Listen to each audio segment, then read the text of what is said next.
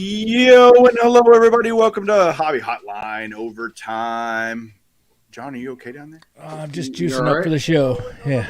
Getting some Are you Sharpie okay? in there. Getting some Sharpie in my lungs. We're all good. Yeah. I'm good. Do you Okay. guys remember smelling your tests when you were kids? Okay. Good. Well, I'm. Especially the freshly mimeographed ones. Yeah. Best part of Ah, school. that's something those millennial kids will never, ever. I know Rich and Well, my name's Cooter have Mike. done That's that. Chris. That- Sorry. Am I lagging? Am I lagging behind? I feel like I'm lagging. You're great. You're in I sync. picked a hell of a day to stop sniffing glue. Yes, two Man. cards, not drugs, kids. Yes. God. Cards are a drug, aren't they? They are indeed, All right. man. First topic of the night. Can Favorite kind of cards marker be to sniff? No. Can cards be an addiction, a bad addiction? Well, the answer is yes, right? I mean, we know that. And that's not to say that all of us, we all have an addiction, but it's not detrimental to our lives. But I've seen it on Chris Sewell's show. He talks about buying a collection from a guy whose son was just addicted to ripping cards, right? It's a bad thing. It can be a very bad thing. Yeah, it can be healthy or unhealthy, right? Mm-hmm. And that's probably any vice, right? That's anything. Yeah, I mean, people can be obsessive compulsives about anything, you know. There was this girl I went to high school with. I kind of reconnected with her on Facebook a couple of years ago, and she's one of these extreme couponer types.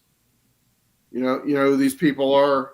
Yeah, yeah. Like, go to the supermarket with like a notebook full of coupons, and then they buy all their stuff and turn the coupons in, and they get like 3 or 4 shopping baskets full of food for like $5 or something. Stuff they'll never eat, right? But Stuff they'll never eat. Yeah. It's amazing. My dentist growing up would say I had a problem due to cards, and that was that razor sharp gum I used to chew. Probably that's the worst thing cards ever did to me. Probably that in 8 years of braces, thanks to that gum. Too much. Yeah, and nowadays we need the coupons, by the way, Chris. I could use some gas coupons. Did y'all I have some news to break here. There's some on a personal note, Julie and we did all the paperwork, we signed everything, we got approved for our loan. We're closing on a full tank of gas this weekend. We're really great. Congratulations. We're excited. Nice. Yeah. Nice. Hey, listen. Did you get the regular, or did you like splurge for the 93 octane? Well, premium. We didn't meet the requirements to get the premium, so we had to go regular. Yeah. Well, you can always refi in a couple of years. Right. It's going to be a Dutch auction soon. Get a little more affordable. It's going to be like Panini buying Panini cards. You're going to have to bid on your gas price from here on out, right? Yeah. What do you want to pay for a gallon? Yeah, the local speedways are already trying to sell through Dutch auctions, and I don't think that's going to work. Costco's still cheaper as usual.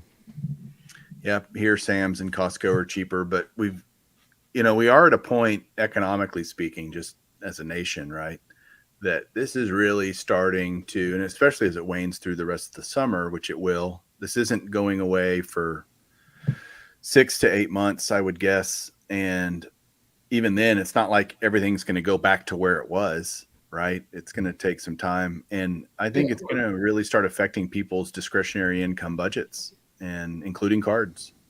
Prices never go down. We're kind of due for a recession anyway. Not really. We just had one in 2020. Well, I mean, a real... Right. An economic cycle recession, not a pandemic-induced recession. Not a pandemic-induced one. Yeah. And a modern card correction as well, as we like to say. Yes. Yeah, it's coming. And I mean, John, you're going. Chris, you're going to the National. I can't remember. Yes. Okay, so the three of us will be at the National. I'm calling for kind of a great opportunity. I think I don't know that there's going to be like rock bottom, slashed prices everywhere, but I do think for the relatively common rare stuff's always going to be priced high, right? But Yeah. but the regular common, a 65 tops Sandy Koufax or something that that I might be looking for or whatever. It's not going to be. Yeah, this is for Cooter. This is for Tom today. Wearing my OU shirt. Those are going to be, I think, cheaper and opportunities will be there. What do you guys think about that idea, given the economic environment? If you kind of put all these factors together, where do you land on that? Cheaper, same? Probably cheaper than last year, but I think the real bloodbath is going to be next year's National. Okay, what do you say? Had 6 to 8 months of recession in the economy. I mean, next 2023 is going to be a bloodbath for folks in the hobby. So I think by the National next year, there's going to be hope of coming out of something. This year, here's my thing. This year, which obviously I'm on the wrong side of the table for, but I as I've said before, I don't know who's. I think it was in Bo's show this week. I said that the buyers set the market, and the dealers need to understand that. The dealers need to unpucker and understand that this isn't 2021, and most of them been around a long time. But none of us care what you're into a card for. All we care is what the market dictates, and I think it's up to the sellers, the dealers, at the National. They can do great volume, but they can't. They have to have short memories, in my opinion. Yeah, the funny thing is, both of y'all might be right. We don't know, right? And so, we're going to see some interesting things happen. I agree with you, John. I agree with you a lot on a lot of things, but especially on that point that I think if you're a buyer, you're going to have more leverage than you think. And you have cash. They want cash. They have cards. And so that's always been true, really. And so the reality is you don't have to trade your money for a piece of cardboard. You can walk away. And I remember, I don't know that it'll happen this year, but I've had times when I've been at a big show, whether it's Dallas or a National, where I've offered a price that I thought was fair. Dealer said no. We walked around it a little bit, never really got there. I walk away and they come chasing me down the aisle going, okay, I'll take it. It's like, right. Okay. Do you see a, like, however many days this thing is, right? 4 days, 5 days, but usually there's a kind of a, when you walk into a dance and you kind of sum up the room and all that stuff, and it takes a while to get deals done. Do you think that there's going to be a bigger difference between deals on Saturday, Sunday than in past years? Like, do you think there's going to be a bigger discrepancy, a bigger drop on prices than in years past, more desperation? Maybe. those first 2 or 3 days are going to set the tone for the weekend. So if it's slow Wednesday, Thursday, Saturday, Sunday is going to be, a buyer's market. I mean, I've been there on Tuesdays and been able to make really good deals, day zero. Right. And so I think it depends on the card. I think it depends on the dealer. Some of those dealers like to make a really good sale off the bat, just to kick off they're like, okay, let me get, and usually I'm trying to buy, a comma card that first day. Like I've got a big card on my radar. I've got all of them to choose from that are there in the dealer inventory. So I'm kind of picking the best one that fits my both expectation from condition and price, right? And finding this happy medium of what I want to spend. And try to find it. And I find that dealers are like, okay, I want to get that first big one out of the way. So that can help. Not everybody feels that way, obviously, but What about chasing cardboard? Are they going to make any deals at the chasing National? cardboard? No, probably not. We've got enough. We're going to have, in fact, our next one comes out Monday. We have enough stuff for like 5 or 6 more episodes. So It's only one National a year, though. that's true. There's only one a year. We will be shooting at the National, if that answers your question. Did you not see John's request for you? John Newman wants you to. I'm going to have to get all the markers out for that. Give me a second, John. Great folks. There's Ray. He's going to the National this year. I know Ray is. Ray better go, man. It's an hour away from his house. He better go. Hey, we have a guest. All right, a caller. Well, I figured I wanted to talk to Mike and then everybody else anyway, because I just saw Mike on Saturday, and it was a 150 table show, and I have my own opinions on it, but I want to hear Mike because I don't want to doubt the July show will be more like a mini national. This is like a semi big regional show, and I have my opinions of what I saw, but I'm curious, Mike, what you picked up a nice card, but I was curious what the vibe you got walking around the room. Like from dealers and stuff? From dealers and from collectors. The dealer vibe was it's really slow in terms of deals getting done. Like, and honestly, I was with you, Rich, midday, I guess. I was about to head out of there a little afternoon, and I was like, man, there's no one here. Relatively speaking, it was very surprising. It was somewhat, I don't want to say somewhat busy. There were always people in the room. There was always a little bit of a hum. It wasn't like, oh my God, this is the deadest show in history. There were always people in the room. But what I was thinking is, we took a ComC booth and we did fine. So some of it was prearranged, but we did fine. But what it is like, what I noticed is Angela's got, is in the front, just even trying to hand out little stickers to the kids walking around. And it was like, everybody seemed to be in a daze to me. They didn't seem to be focused on trying to buy anything.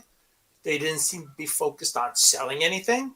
It just seemed to be like everybody who was there was just there. And that's why I was curious whether you had somewhat of the same opinion I did. Yeah, I did. It was like, nobody was really, I didn't see a lot of deals getting done and a lot of cash flying around. It was just people walking around and looking at stuff. But again, I was only there 3 hours at the most, I think, maybe less actually. And I was there all day Saturday. I didn't go back there Sunday. I have a project I'm on at work. So nice haircut, Rich. Well, thank you. Nice hair. But I was buying things like this. Gypsy Queen. How much was that? 15. Yeah, blasters for $15. 15 or 20, I think this was 15 to Heritage from this year, I think, or last year. Last year. So there was lots of blasters and lots of wax at very reasonable prices. What are you going to do with those, Rich? You going to open them up? I'm going to open them eventually. Nice. Okay. I just been lazy. Right. For $15, it's easy to make the decision to open them because it's like, okay, right? It's not like 70, it's 15. I'm going to open them.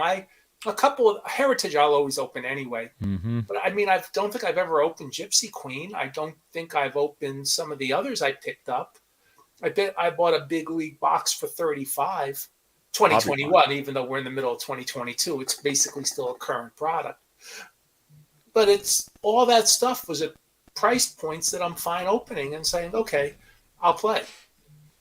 Yeah. But that's the thing. I noticed there were several vendors doing that, letting you play at levels that you felt comfortable with that I didn't notice at a lot of the previous shows in the last couple of years.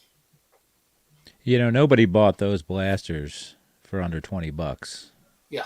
Right. So he or she's taking a bath on that. Just want to get rid of the inventory.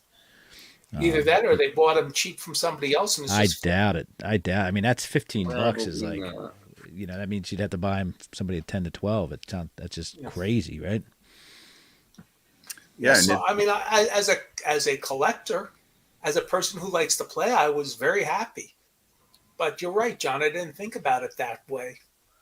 It's certainly, you have to remember, but they're doing a smart thing. If they don't think Right. they're going to be able to sell it, they are generating income to Exactly. maybe buy the next deal or pay some bills or pay their hobby bills or whatever. The guy next to us at the ComC booth, he has a store about 10 minutes from me, maybe 15 from my house, 10 from the office, and he's still adding some things. He sells wax. He was selling wax and the blasters reasonably, and he was selling at least on Saturday all day. He had a very good day Saturday. I'm In sorry, fact, got distracted by two something of the Ray three of said. you have been to the Starlight Room. He actually migrated. He actually did the reverse migration of most of us in the Starlight Room at the Dallas Card Show. He migrated from the Starlight Room to the main room because his stuff fits better in the main room. I like that Starlight Room. But that's what I noticed, that there was a lot of it. It just seemed to be aimless. What in high school we had a term. How do you spend your spare time? Wandering aimlessly. There seemed to be a lot of wandering aimlessly at the show. And June's tough. The National. See, the thing with the National is you are going to have a lot of the East Coast collectors there. But John, you've always pointed out that Atlantic City is basically Saturday and Sunday is going to be really tricky because people don't get there on Saturday. Friday night You to have to Sunday night. battle Yeah. the crowds to get there Saturday and Sunday. Just trying to get out of Dodge is bad enough. Mm-hmm. Yeah, it's weird. It's going to be tough. Get there on Thursday if you can, or Friday afternoon. It's going to be Chris will agree on interesting to that. see. Oh, go ahead, John. I'm sorry.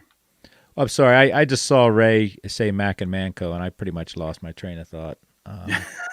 Chris knows what that is, probably. Yeah. It's this weird time of year. Sauce hose. It's a weird time of year. You've got, shows like a Dallas show happening in July. You've got some other big shows happening in July. I just I got an email from a guy about Hunt Auctions is running, all these auction houses run all these big summer auctions. Yep. And to me, I've always thought like that's the worst time to run an auction is right before the National or right after the National. I made a killing last year, Mike. I made a killing on an auction.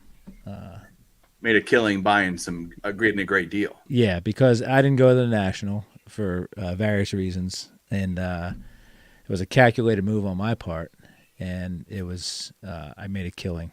I loved it. Yeah. Anyway, it's just weird how you would think they would figure out, maybe we shouldn't run a big auction in July. But they never do. Every year it's the same thing. They don't budge. Yeah, they don't budge off because the next auction, who's the one Dr. Jim sponsored by in Maryland, Rich? Huggins and Scott. Huggins and Scott. The second one, the one I did after that, it was, I had no chance. Right. But the one over the National, which they're doing another one this year, I made a killing. It was great. Yeah. Now, let me ask you a question about Kyle's recent show. How far in advance did he plan that, Rich? Because, like I was going to say, June is a tough month. They walked around at the April show and asked us if we wanted to come back in June. Okay. So it was on the calendar in April. Right. There will not be, unless something changes, anything more than let's call it a 50-table hotel show for August. That's smart. If they do anything, it'll be a 50-table hotel show. Because I asked Jerica, who's the right-hand person to Kyle. I really didn't talk to them very much. I talked to Kyle a bit. He came by the booth. I really didn't talk to Jerica very much, but because I just said, we're not going to be able to do an August booth for ComC. And she goes, if we do anything in August, it's just going to be maybe a 50-table hotel show. I have to give some kudos to Kyle. For those of you who don't know, Kyle runs the Dallas show and is the promoter for that and the Arlington show, I guess they're calling it. Well, I was walking around. It was $5 to get in. And I went up to Jerica and I said, hey, can I get Kyle around? Because I knew Kyle would just say, hey, come on in, Mm-hmm. And he wasn't around, and I said, well, it's $5. Like, I'll pay the $5 to help support the show. No big deal. And so I get in, and Kyle's like, man, I didn't know you were coming. And I said, yeah, I paid to get in, and what? No big deal. And he goes, and he pulled his wallet out and gave me $5 back. And I'm like, seriously, I don't need the $5. It's not a big deal. And he goes, no, that's fine. And it was just a cool gesture of him. Certainly unexpected and unnecessary, but very nice of him to do that. I will tell you, when I did the synagogue show, we brought it back. Oh, by the way, that's something, we're talking about gas prices. There's a lot of things that have not been done for 3 years. There's a lot of things we have not done as a society since 2019. And even with the gas prices going up, people still want to do what they haven't done in 3 years. August, there'll be a 2022 Sabre convention. Well, they haven't had one since 2019. The Sabre people are going to go to that convention. It's in Baltimore too, which is a fairly accessible location. People are going to go because they haven't been anywhere for 3 years. And so I see Chris nodding. He knows what I'm saying, is that it doesn't matter at this point. They're just saying, I want to do this. And so they're willing to spend the money. And I think that may happen as well with the Atlantic City National. The East Coast drivers will drive there. Right. That may go Wednesday, Thursday, Friday, but they'll drive there. One thing I want to say about the Arlington show, and I'll shut up about it, but I noticed, Rich, on Saturday when I was there I guess they opened at 10? So I was there about 9:30, got in, and I think I left around noon. And there were a lot of empty tables. And when I asked other guys around, and they're like, yeah, that guy decided not to come because he's in Oklahoma or somewhere where he would have to drive a reasonable way. And basically it's too expensive to come. They made the choice not to come. I mean, I don't know how many tables were empty. Paid for their table but didn't show up. I don't know if they get I don't know how that works, honestly, if they get a refund or credit. If you pay for your tables, if you have if you just say, I'm not coming, and you actually say that, you probably won't get your money back. But if you have a somewhat legitimate reason, Kyle and his team tries to work with you. They try to. I don't want to say it's a guarantee, but they try to be fair. They heard Mike Moynihan say he was only bringing a couple $100, so yeah, all the dealers stayed home. He bought a sweet card. I was proud of Mike. Mike bought a very sweet card at the show, so good for Mike. I'll grab it. I got it really close. John knows my system here, that I can get any card really quick. Awesome system. Chris, did you go to any shows last weekend? Not last weekend. I'm going to Chantilly on Saturday. So okay. If anybody sees me there, shout me a holler. That's your second Aaron autograph in the last month, right? Third. Oui. Only 2,497 to go. So Kyle's at a point now in his business where he can float some test balloons, right? He probably didn't clear what he did. He probably didn't have the same ROI on a Dallas card show at Waters Creek, but he's at that point now. He could say, "I'll try a June show, see what happens." Well, he's always looking for new play. We've talked a lot over the years, and he's always wanted to do more shows in more locations. What about Houston or San Antonio? Has he tried to look there? I'd like to see it. I mean, I think Austin, San Antonio, Houston's pretty well covered, but I think a good show in Austin or a good show in San Antonio would be a cool idea. Houston's a dump. Houston seems to have more slightly bigger shows. I mean, TriStar's once a year, but there's other bigger shows in Houston during the year. I know there's one in Bastrop this weekend, which is a suburb of Houston. That's going to be like another 125, 150 tables. Yeah, June's tough, man. Some people hightail it. Well, we say down to the shore, but some people hightail it on vacation as soon as school ends, right, that week. Some people wait till later on in the summer, but June is just tough all around because there's a lot of tournaments happening for sports and stuff like that. Has anybody ever had one in Omaha around the World Series? Oh, great idea. I used to live in Omaha. I Yeah. want to 20 say plus yes, years but I'm ago. not positive. But But it would be a good idea to do it. It would be Captive similar to audience. the fan fest idea in baseball. I Right. think it's a good idea. I think it was done 30 years ago, but I'm not positive. Bowman U. Where's Bo? But you get a show going on out there, Bo, with your Bowman U pyramid. yeah, well, when I lived out in Omaha, I vaguely remember a small little card show that was in South O near Rosenblatt. But Did you ever go to the Polka Hall of Fame out there, Chris? I've been there. It's awesome. no, I haven't. That's where it is. So, Chris, what are you expecting to see in Chantilly this weekend?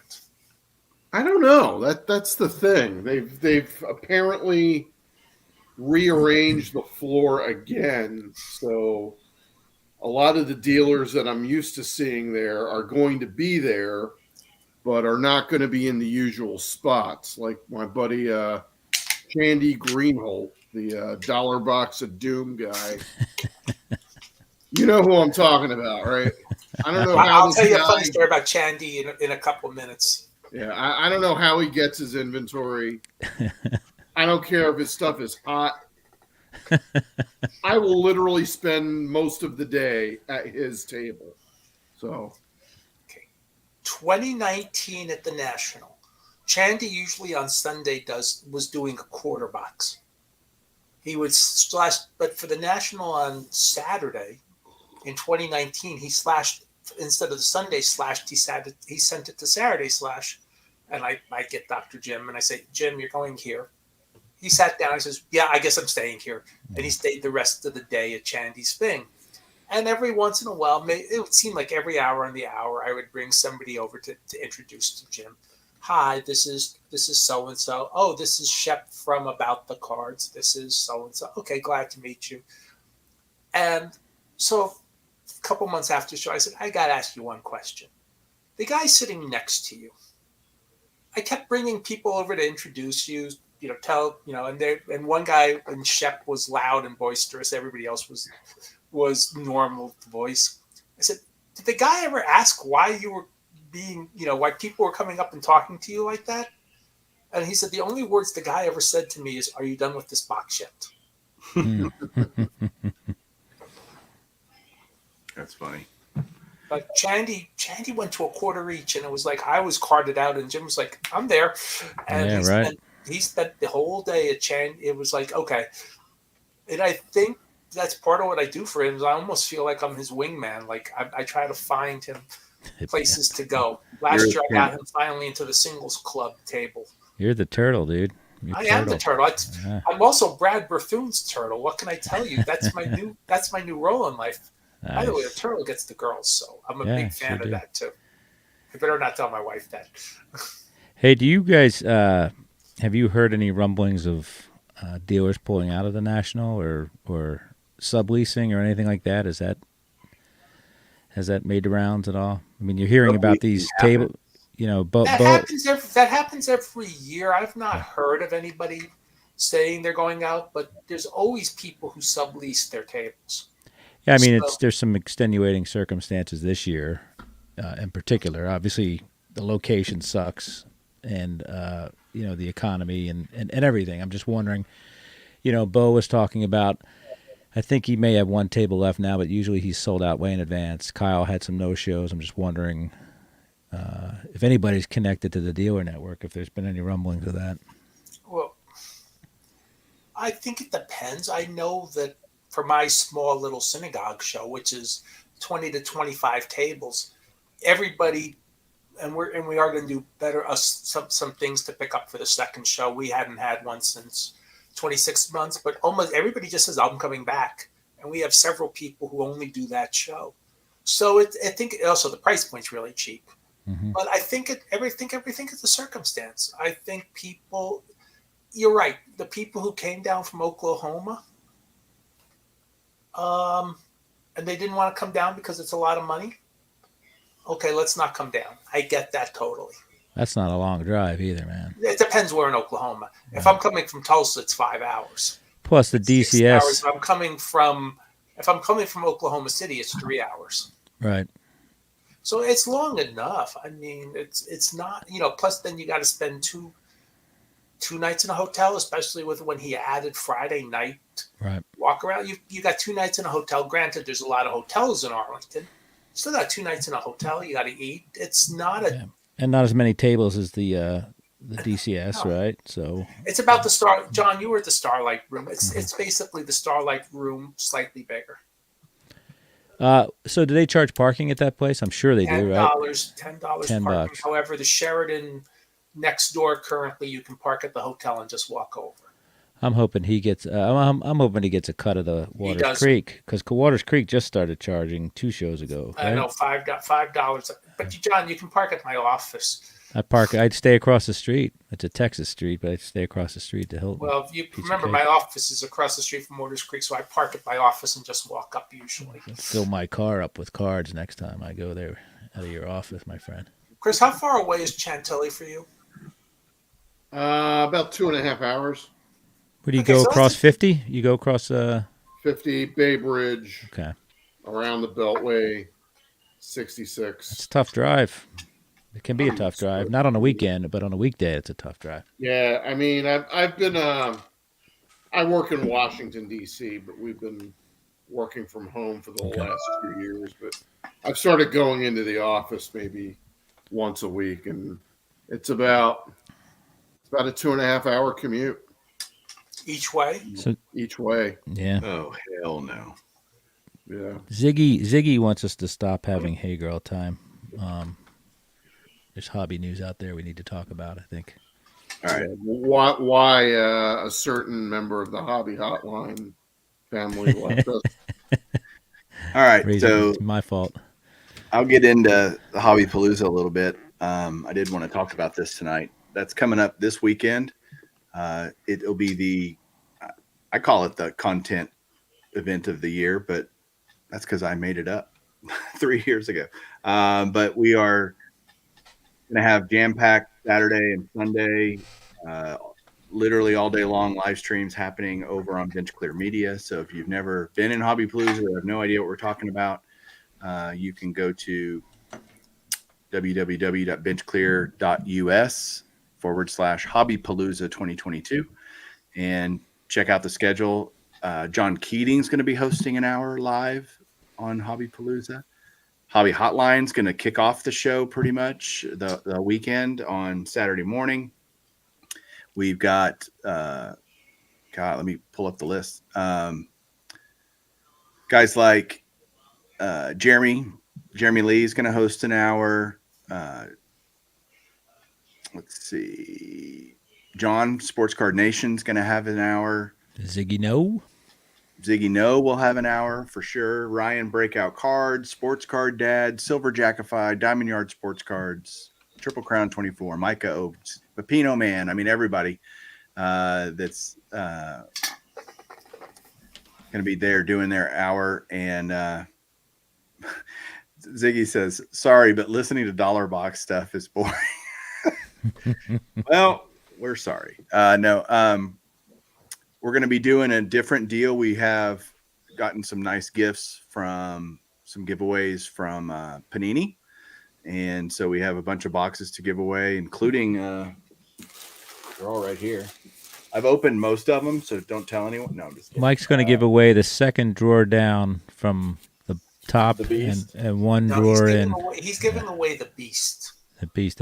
The upper left drawer is the one you want, everyone. Nice Prism football box 2021. But all of that's going to be done differently this year. We're doing a raffle essentially. So people will $5 super chat. If you do at least $5, or every $5 that you do in super chat, you get an entry into the raffle for the boxes. And all the proceeds from that are going to be going to some different charities. The main one we're going to be doing, I'll share my screen if I can. I can remember how to do this. Just kidding. It's going to be going to Signatures for Soldiers, which is also the main charity for the National as well. But Speaking of Signature for Soldiers, did you see who is now chair and their board of Signature for Soldiers? no, who is it? Eric Norden. Really? They've Good got a for whole him. bunch of hobby people on their board, and Eric Norton's now chair. Tim Virgulio is still the founder, but Eric is the chair now. Yeah. He announced that on Facebook today. Nice. So It was on the website, so it's Are they going to have a big presence at the National again? Yes, they are the national official charity. When are you and Dr. Jim going to sign for signatures for soldiers for an hour each on the national floor? No, Jim's going to sign. I am many Come on, levels Turtle. below. You can get in there. Get in there, Turtle. Thank you. I appreciate that. I'm many levels below him. Jim's a very willing signer. You had a page on every one of those magazines, didn't you? You can sign your page. Fine. Fine. Yeah. For those I think you guys should do that. I think you guys should set up a tip jar, and all that money should go to Signature for Soldiers or to White House Subs for the hobby content creators luncheon. I think you'd be shocked how many people would do that. I agree. Yeah, I agree. Totally agree. And if you're selling Beckett magazines, old vintage Beckett magazines on the show floor, you're going to make out like a bandit because people will buy that. So I think it should happen. Like this one? Well, in 1991 at the National, I still had my tables because the last show I did before I moved down here was the National. So I had actually paid for my 91 tables in 90, and we had a couple other people with tables. We had 6 tables, and Jim worked out a deal with Mike Burkus, where we were almost like we were among the very first corporate booths, and we did nothing but sell back issue magazines, and current magazines too, and books with back issue books. And you, John, you said you were at the 91 National, and you know what a zoo that was. We almost sold out everything we brought. You couldn't do that today, but in those days you could sell everything. Right.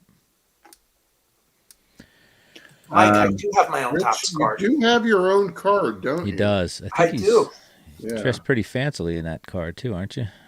And if you want a price sticker shot, go to ComC and see what somebody not me has the card up for sale at. Get it slabbed.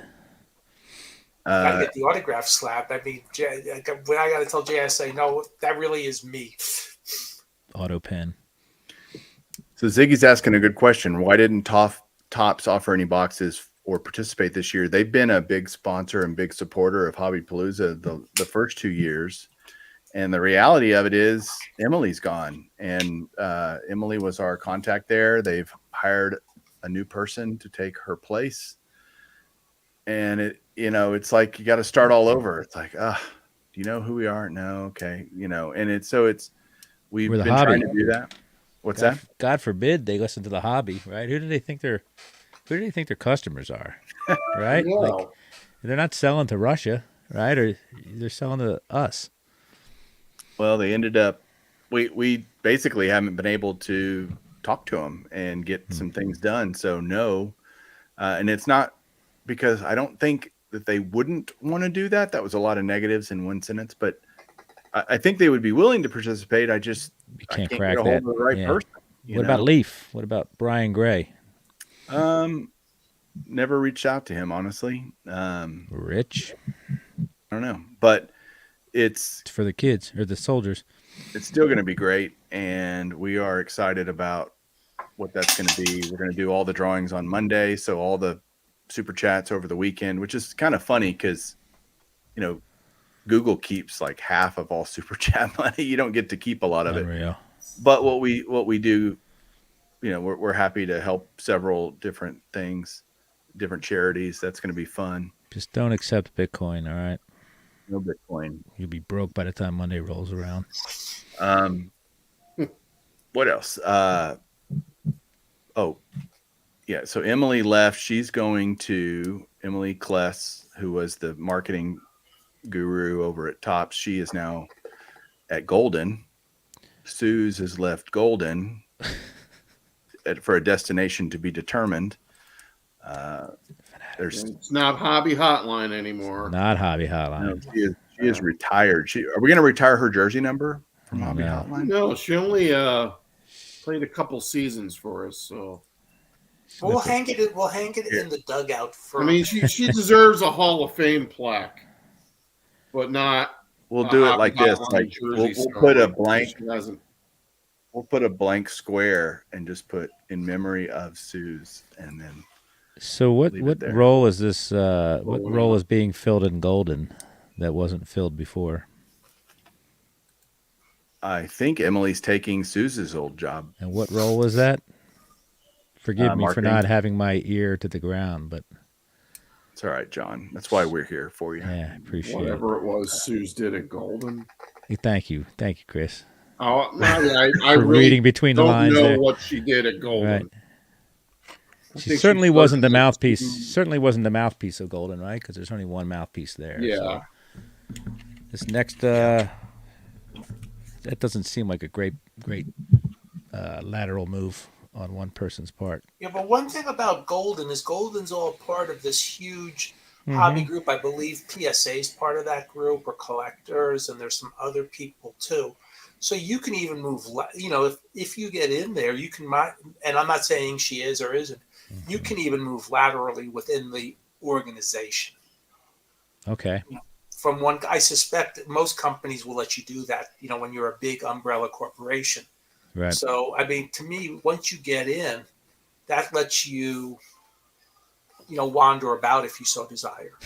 And I believe that was mentioned once upon a time that, yes, there was, you can move within various companies there. Okay. Yeah, I'm going to be, during my Hobby Palooza hour, I'm going to be shirtless. So, which means I'll have 0 viewers. That'll be great. That'll be great. Well, considering it'll be 105, you might. Are you Saturday or Sunday? I'm Saturday. He's But projected high of 24/7. 105, you might really be shirtless just to be there. I'll be shirtless and sweaty on Saturday. Yeah. So who's heading up public relations at Beckett? Who's the face of that organization? Rich. I don't know if there's a face yet, but I will tell you that the Ray Schulte's been doing some PR emails for them, and having Ray Schulte do that. And I know Ted Barker, who did the industry summits, his name was on the email for the industry summit.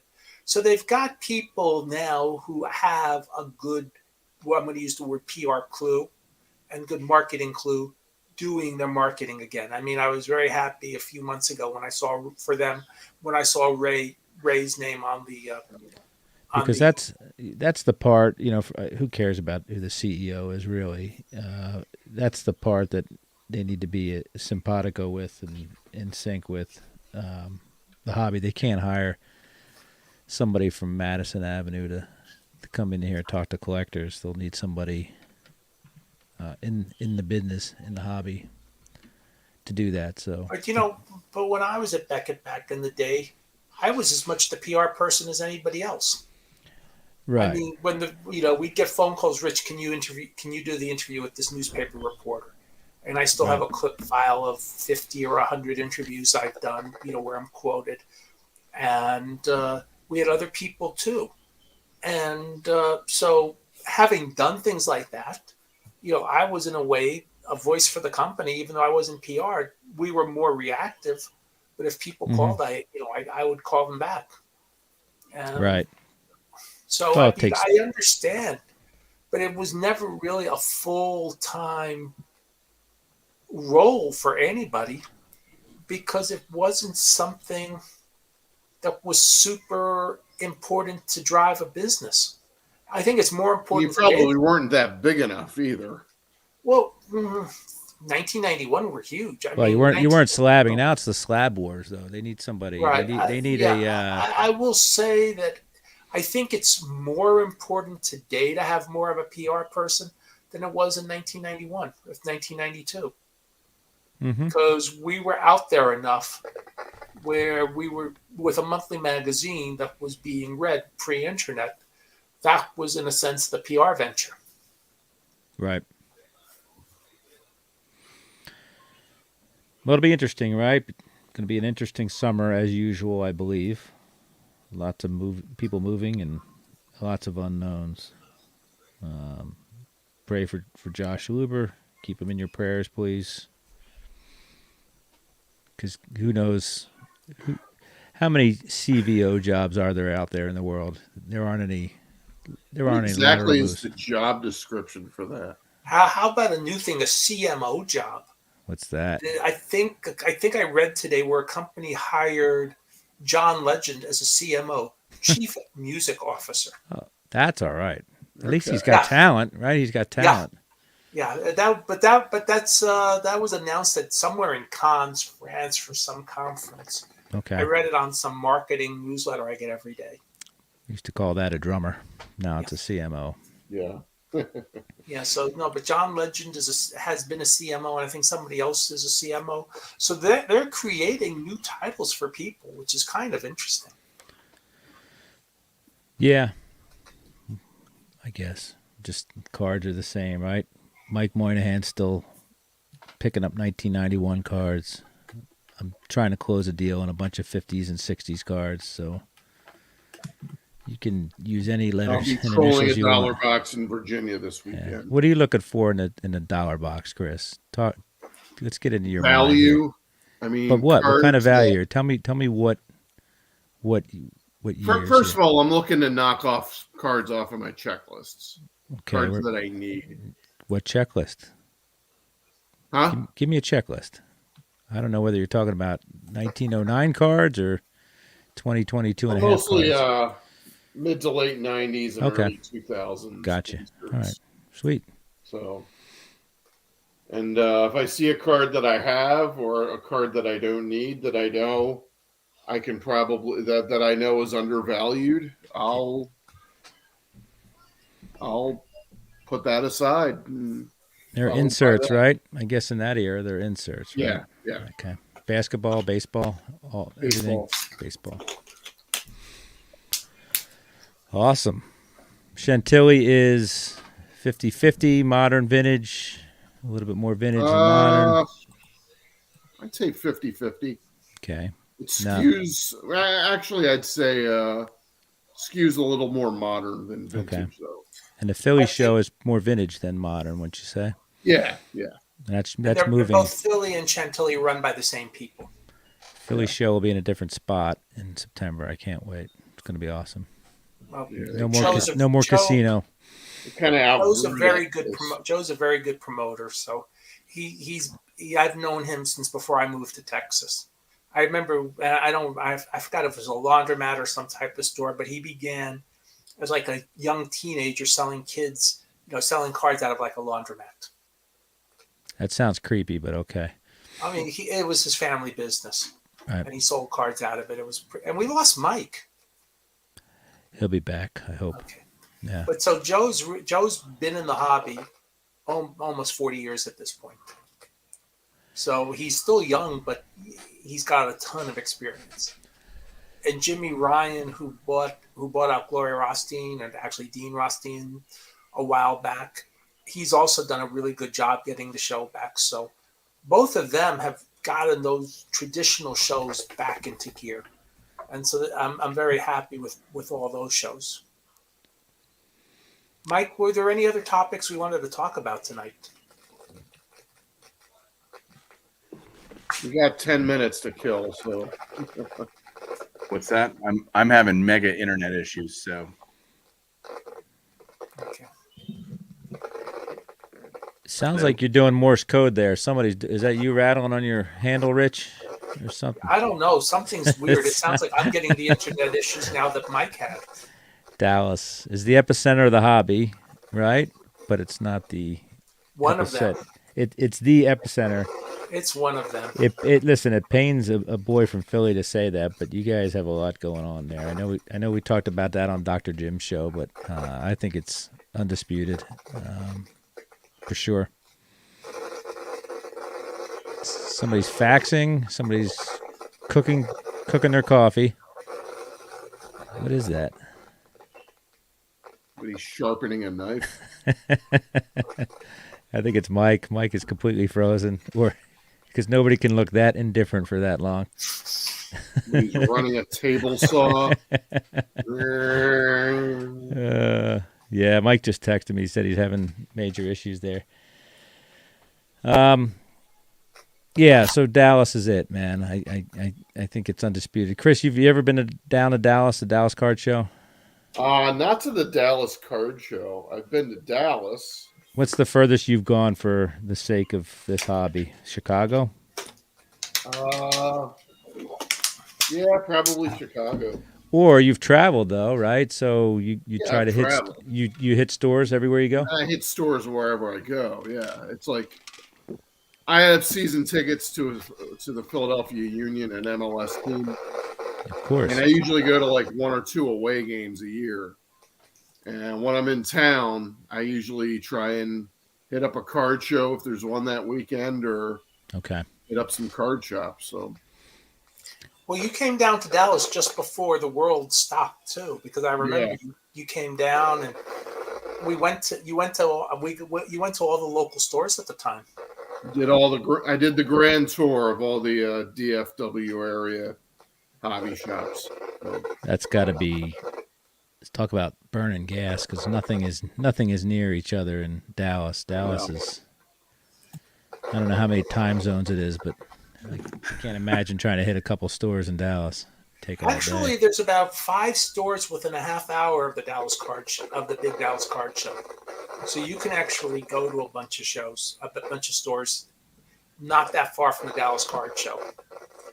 You know, most of them are set up at the Dallas Card Show, so you might want to come in a day earlier or stay a day later. But you can hit a bunch of stores. Yeah, I mean, what are you going to do? You're going to buy cards at a card store when you're there to go to the Dallas Card Show. That's the predicament I'm in when I'm down there. So, I guess, yeah, I don't know. Well, John, if you just come to my house, you get cards for free. See? I do. I got to keep doing it. I got to remember that. It cost me $80 in gas, but to get out there, west coast of Texas. No, but you had a rent car, so it didn't matter how much Yeah, gas. that's true. And yep, that's true. You got to pay for it if you're returning it full, though. You still have to pay for the gas. That's true. That's if you return the car. John, what's going to be your topic on Hobbypalooza? Well, I have 3 guests that I asked 3 gentlemen that I wanted to talk to that are kind of in the one of them's a content creator, the other 2 contribute in chat and whatnot. So we're going to talk to them about their stories, and they're a little bit different, each one of them, which is why I'm curious. They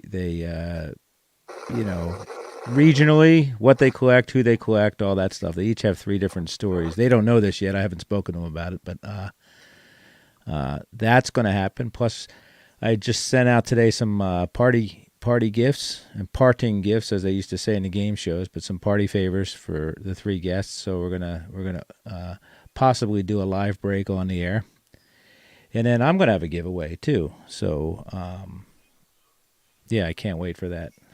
Doing an interview tomorrow with the person whose product that I'm going to give away. So nobody will ever be able to figure out that little puzzle that I just put out there, but you're just gonna have to wait. So, but that's it. We're gonna talk, do some '70s trivia, and away we go. Everybody will be dressed. There will be no bear skin on the show. Everybody will be fully clothed. And no ladies helping you do the. No ladies. This is the '70s. Okay. So Farrah Fawcett's going to be there doing that. Yeah, remember that poster? You're probably too young for that, Mike. But I remember that poster. Wow. Anyway, so that's what will be happening. We'll be talking a little bit about this stuff here, right? Big hair and plastic grass. You could have the whole Charlie's Angels in the background. Yeah, that's true. I could. How about getting Catherine Bach to come? I don't know if I have enough room for all their walkers behind me because they're not wearing roller skates and tube socks anymore, Mike. They're wearing compression socks and Velcro sneakers. Yeah, No, John's going to give us all the Here's Bo cards. Bows, yeah. Except that's from the 80s. Yeah. You know what I did today? I went through a couple boxes.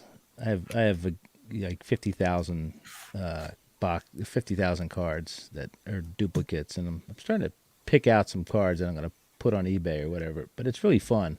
And you know what I like about the modern, Rich talked way back earlier in the show about heritage and all. I like these. I like the archive stuff, right? Like all these archives cards, Pee Wee Reese, Bob Gibson, all that stuff. So it's kind of my way to enjoy the modern hobby and make me feel like I'm still participating by, having all these cards. So just enjoy it. So Do you think there's a lot of, like, I'm a big heritage guy, probably because I'm also a vintage guy, and I do a top set every year, but I also do a heritage set every year because I love the new players I like new player. I know you're not a big fan of today's game, John, but I went to a game last week, by the way. But yeah, I don't know who anybody is. Truth be told, I know the names from the cards, but I don't know anything about the players. But I just love heritage every year. I think it's a great product. I think it's a tip of the cap, to bygone era, I guess. So Right. Yeah, I don't know if I go through a pack of or a box of cards or a pack of cards. I know all the names, but I don't know the difference between them anymore. I know their names, but I don't know which ones are worth more than the other. Obviously, that .270 hit Wander Franco is the big name, and Tatis Jr. and Vlad Jr. But otherwise, I know all the names, and I just don't know the value of any of these guys because everybody's been hyped at one point or another, and then everybody is most of these guys have fallen off a cliff. So it's almost like I was in China working once, and someone said, "Oh, don't worry if they get hurt. There's more people to come in to take their place." That's kind of like these players now. Hype everybody up. They're the flavor of the day, and then they just disappear. And I have a hard time keeping up with what's going on. So I heard one of the dealers last weekend at the Arlington show we were talking, and you're a vintage. I said, they're like, what are you looking for? Which is a great question to ask anybody, and you're there and like, well, I'm kind of a vintage Hall of Fame guy. And they're like, how long you been doing that? And I said, a really long time. And they said, that's so smart. We can't, all these new guys, they all get hurt. They do this, they go in slumps. And I said, yep, all these other guys, their story's already been told. It's pretty much a done deal, and they're going to be great. Yeah, Brian Taylor, Todd Van Poppel. Yep, there's all and even more to that point. What about Lee May, who had a great run, right? Now Lee May doesn't get any recognition now, and I'm not advocating for more, but here's a guy who put a solid career in and still didn't get the recognition that most of these guys get now at the age of 19 or 20 before they even hit the big leagues. So it's just it's backwards. It is backwards. You're supposed to be celebrating a career, not celebrating the promise of a player. What about guys like? But it's been that way since the 70s. I disagree with you, Rich. I disagree a little. In 1977, in the Trader Speaks, there were people, because he was so hot, buying Mark Fidrich rookies at $2 and $3 each in Detroit and selling them at $5. Who had a great year. Buy 60s Hall of Famers, I mean, granted the second levels like Aparicio and Killebrew, for much less than you were buying the 77 Fidrich for. But and then Bob Horner in 79. Yeah. It's been that way since the 70s. But it feels like it's multiplied by 792 now, right? I mean, Fidrich had a great year in 1976, right?